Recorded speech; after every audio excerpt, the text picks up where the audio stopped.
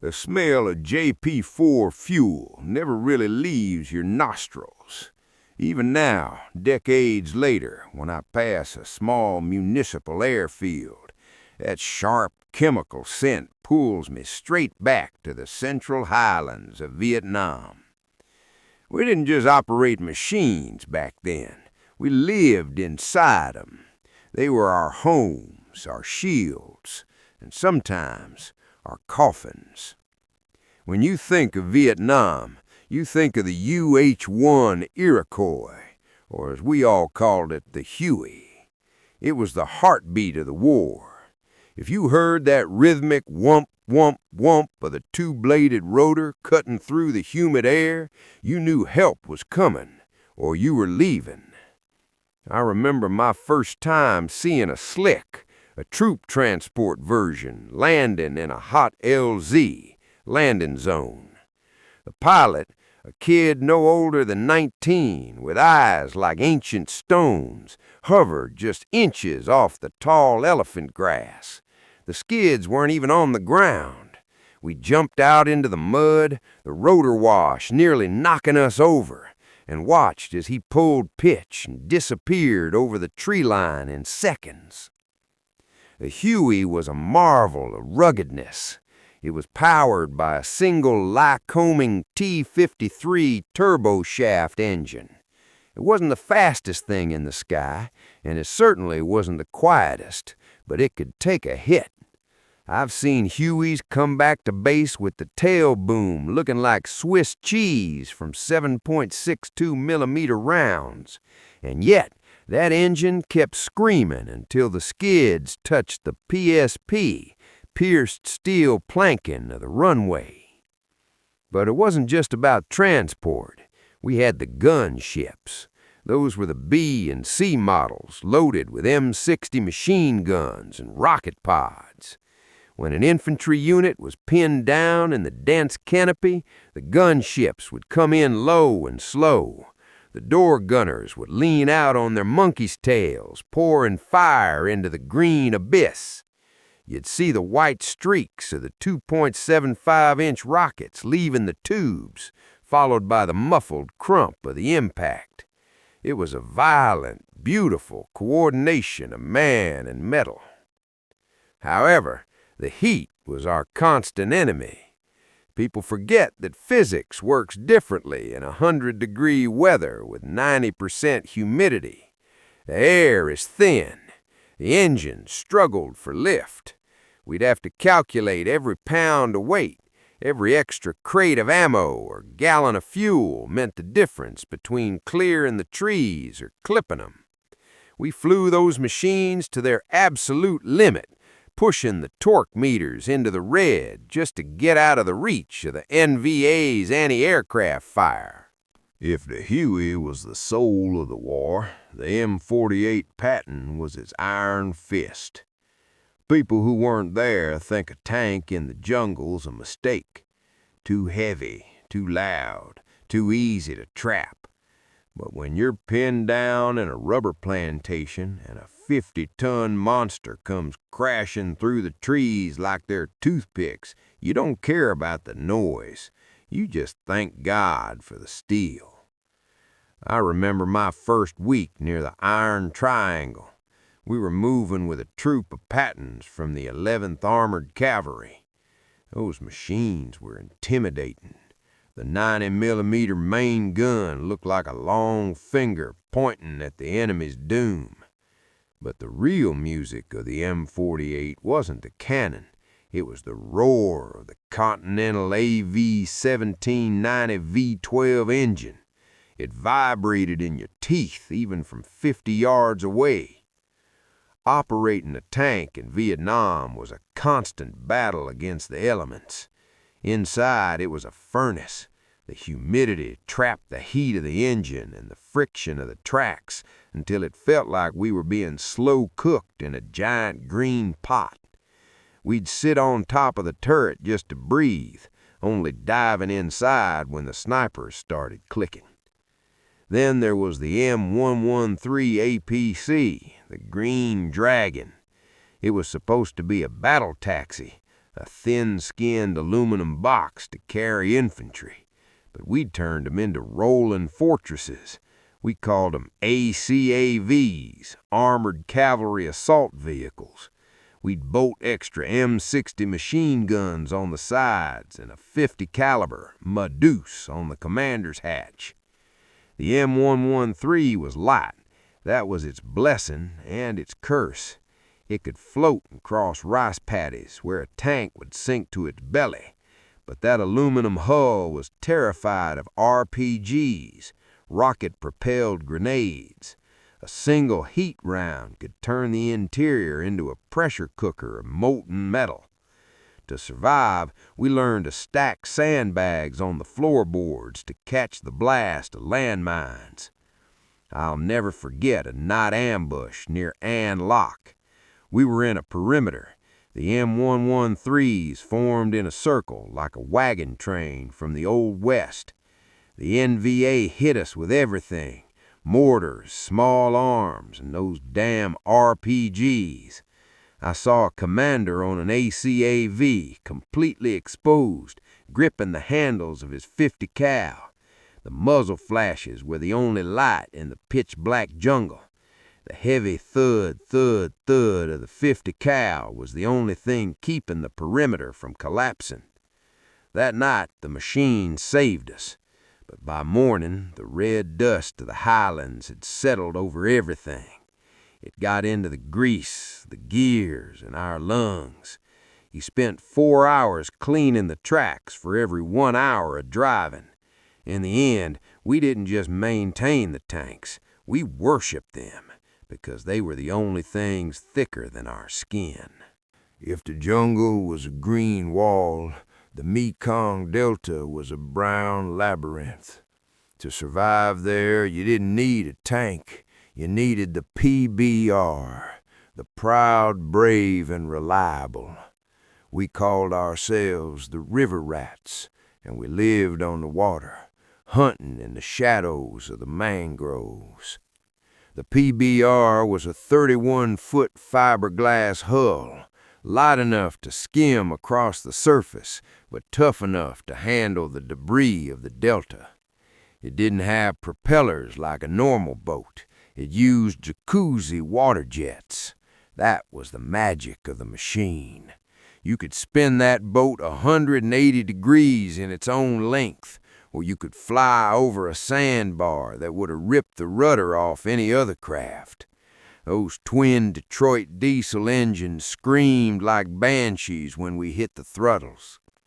I remember my first night patrol on the Coolon River. The darkness in the Delta isn't like the darkness in the city. It's thick, like velvet. You couldn't see the banks, but you could feel the eyes of the Viet Cong watching from the Nipa palm. We moved slow, keeping the engines at a low hum, listening for the splash of a paddle or the click of a weapon. Our firepower was concentrated in the tub, the forward mount with twin .50 caliber machine guns. Behind that, we had an M60 on a tripod and a Mark 18 grenade launcher. When a firefight started, it was short, violent, and loud. The tracers would bounce off the water, lighting up the muddy river like a neon nightmare. The fiberglass hull was our only protection, which meant we basically had none. An AK-47 round could punch through both sides of the boat without even slowing down. Our only defense was speed and maneuverability. If we got hit, the captain would slam the throttles forward, sucking up thousands of gallons of brown water and spitting it out the back, propelling us into a zigzag escape. The heat on the river was different than the jungle. It was a wet, heavy blanket that made your skin feel like it was melting. We'd take turns pouring buckets of river water over our heads, even though the water was the color of chocolate milk and probably full of things we didn't want to think about. One afternoon, we were ambushed near a narrow canal. A B-40 rocket skipped across the water and took out our radio antenna. Before I could even think, our forward gunner opened up. The vibration of the twin 50s shook the entire boat, the brass casings clattering onto the deck like heavy rain. We were pinned between the banks, the water churning from the bullets hitting the surface. It was the water jets that saved us. The captain performed a crash stop, threw the boat into reverse, and then pivoted out of the kill zone in a spray of foam and mud. By the time we got back to the base ship, the USS Harnett County, my hands were shaking so hard I couldn't hold a cigarette. We were river rats, and the Mekong was our territory, but every night we went out, we knew the river was trying to swallow us whole. If the Huey was the heartbeat of the jungle, the F-4 Phantom II was the scream of the heavens. We called it many names, the Rhino, the Double Ugly, or the world's leading distributor of MiG parts. It was a brute of a machine. Two massive General Electric J-79 turbojets strapped to a cockpit, wings tilted up at the ends, and a tail that looked like it was sagging under the weight of its own power. I remember my first time standing on the tarmac at Da Nang as a pair of Phantoms took off for a strike mission over the north. You didn't just hear the J-79s, you felt them in your bone marrow. When they slammed those throttles into afterburner, the ground shook, and two long tongues of blue-white flame licked the humid air. The roar was so intense it felt like the sky itself was being ripped apart. Flying the Phantom was like wrestling a bear. It was a heavy interceptor designed for the Cold War, never meant for the dogfights over the root packages of North Vietnam. It didn't even have an internal gun at first. The brass thought missiles were the future. But in the clouds over Hanoi, when the MiGs got close, we learned the hard way that a heat seeker doesn't always lock, and a radar-guided Sparrow can be temperamental in the humidity. The backseater, the GIO, or Guided Missile Officer, or WISO, was the unsung hero. While the pilot was pulling G's, trying to keep his lunch down and his eyes on the bandit, the guy in the back was buried in the radar scope, managing the complex electronics of the APQ-120. It was a constant dance of communication. Break left, he's at your 6, or lock on, Fox 1. But where the Phantom truly earned its pay was in close air support. When the grunts on the ground were in the shit, they'd call for the Phantoms. We'd come in low, sometimes too low, dropping napalm canisters that tumbled through the air like silver cigars. The heat from the napalm would hit the cockpit, even through the canopy. One second there was a tree line full of snipers, the next there was only a wall of orange fire and black smoke. The F-4 was a thirsty beast. We lived and died by the flying gas station, the KC-135 tankers. I remember one mission where my fuel gauge was dancing on empty, the red low fuel light blinking like a heartbeat. We were hundreds of miles from base, dragging a damaged wing through a thunderstorm. Plugging into that refueling boom while bouncing in the clouds was the most terrifying and beautiful moment of my life. The F-4 wasn't pretty, and it wasn't graceful. It smoked like a freight train, making us easy to spot from miles away, but it was tough. I've seen F-4s come back with half a tail missing from a SAM hit, dragging a trail of hydraulic fluid across the runway, and still the pilots walked away.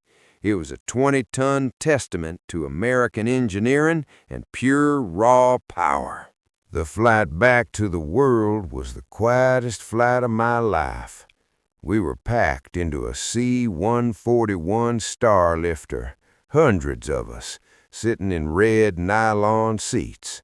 There was no roaring of J-79 engines, no thumping of Huey rotors, and no smell of the Mekong.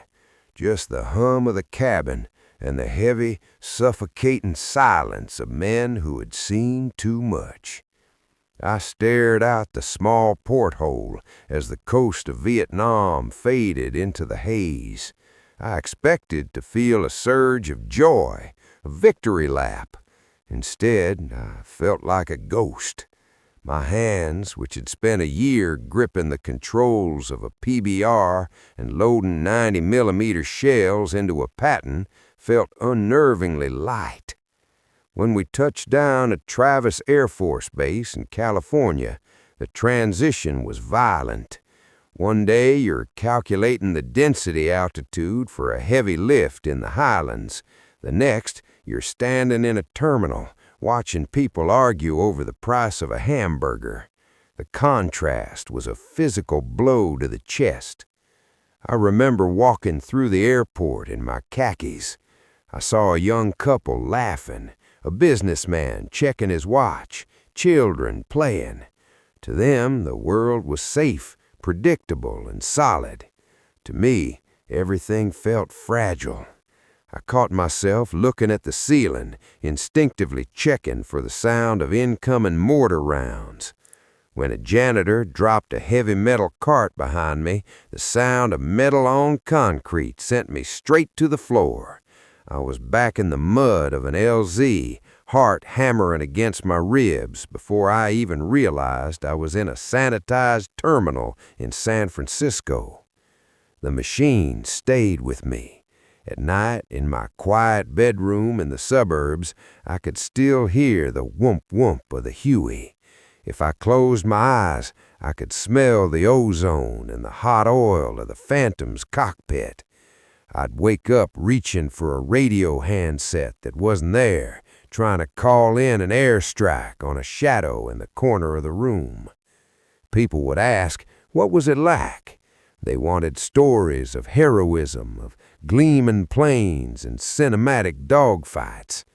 How could I explain that the machines were more than just tools? They were our skin.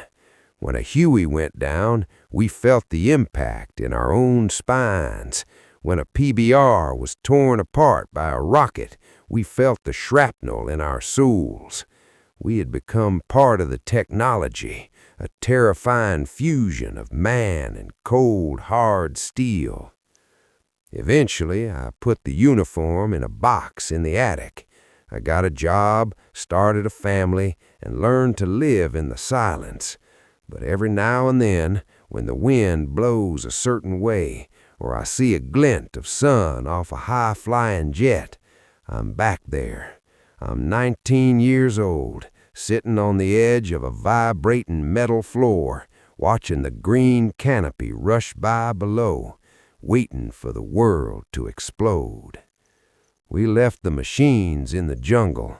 Thousands of Hueys, tanks, and trucks are still there, rusting into the earth, being reclaimed by the vines. But the machines didn't leave us. They are the ghosts that fly through our dreams, reminding us of the time we were made of iron, fire, and fear.